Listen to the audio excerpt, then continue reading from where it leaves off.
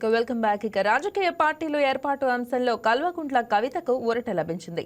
కవిత పెట్టబోయే రాజకీయ పార్టీపై వీలైనంత త్వరగా నిర్ణయం తీసుకోవాలని ఢిల్లీ హైకోర్టు కేంద్ర ఎన్నికల సంఘాన్ని ఆదేశించింది. కొత్త పార్టీ నమోదు గురించి ఈసీ ఆలస్యం చేస్తోందంటూ కవిత ఢిల్లీ హైకోర్టులో పిటిషన్ వేశారు. తెలంగాణ ప్రజా జాగృతి పేరుతో పార్టీ ఏర్పాటు కోసం జనవరి 23న ఈసీకి దరఖాస్తు చేశానని, కానీ ఈసీ ఇంకా నిర్ణయం తీసుకోలేదని తెలిపారు. దీంతో కవిత తరపు వాదన విన్న ఢిల్లీ హైకోర్టు తెలంగాణ ప్రజా జాగృతి నమోదుపై త్వరగా నిర్ణయం తీసుకోవాలని కేంద్ర ఎన్నికల సంఘాన్ని ఆదేశించింది.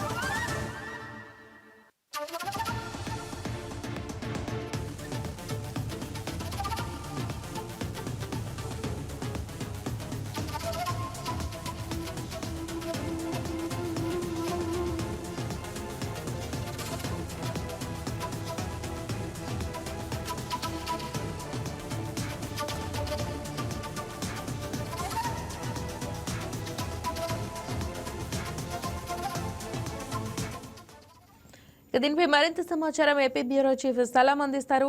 సలాం, చెప్పండి, మరి కవిత పార్టీ పట్ల మరి ఈసీ ఇంకా నిర్ణయం తీసుకోకపోవడానికి గల కారణాలేంటి? అప్డేట్స్ తెలియజేయండి. వాస్తవంగా మాజీ ఎమ్మెల్సీ తెలంగాణ జాగృతి అధ్యక్షురాలు కవిత ఇటీవల కొన్ని కామెంట్స్ చేసినటువంటి విషయం మనకు అందరికీ తెలిసిందే. అయితే తెలంగాణలో బీఆర్ఎస్, కాంగ్రెస్, బీజేపీ పార్టీలకు ధీటుగా తాను కొత్త పార్టీ ఏర్పాటు చేయనున్నట్లు ఇప్పటికే కవిత ప్రకటించడం జరిగింది. అదేవిధంగా ఇదే విషయాన్ని అంటే ఉగాది సమయానికి ఏదైతే ఉగాదికి తాను కొత్త పార్టీని ప్రకటిస్తానని కూడా పలుమార్లు కవిత చెప్పడం జరిగింది.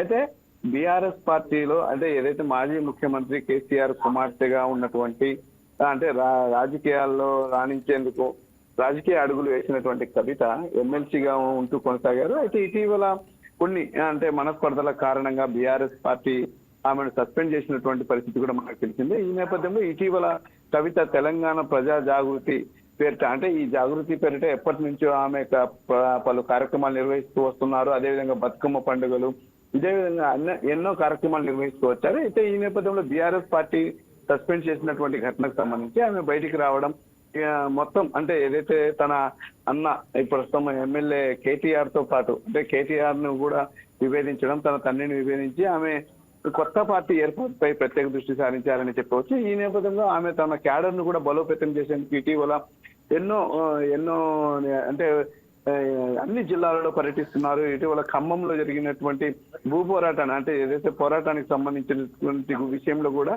కవిత జోక్యం చేసుకుని అక్కడ పోయి నిరసన తెలపడం, అదేవిధంగా దీక్ష కూడా చేపట్టిన విషయం మనకు తెలిసింది.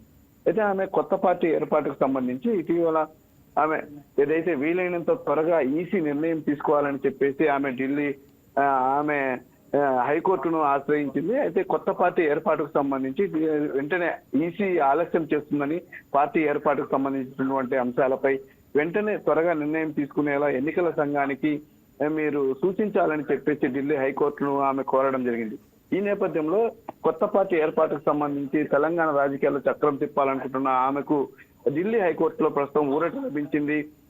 అంటే కొత్త పార్టీ ఏర్పాటు పేరు గురించి ఢిల్లీ హైకోర్టులో విచారణ జరిగింది. ఈ సందర్భంగా కొత్త పార్టీ ఏదైతే ఉందో ఆమె ఏర్పాటు చేయాలనుకున్నటువంటి పార్టీ తెలంగాణ ప్రజా జాగృతి అనే పేరుపై వీలైనంత త్వరగా నిర్ణయం తీసుకోవాలని కూడా కేంద్ర ఎన్నికల సంఘానికి ఢిల్లీ హైకోర్టు సూచించింది. పార్టీ పేరు అంశంపై ఏవైనా సరే తప్పులను సరిదిద్ది మళ్ళీ ఈసీఐకి అంటే ఏదైతే ఎన్నికల కమిషన్ కు దరఖాస్తు పంపినట్లు కూడా ఈ విచారణ సందర్భంగా న్యాయవాది కవిత తరపు న్యాయవాది తెలిపారు. రైట్ సలాం కోర్టు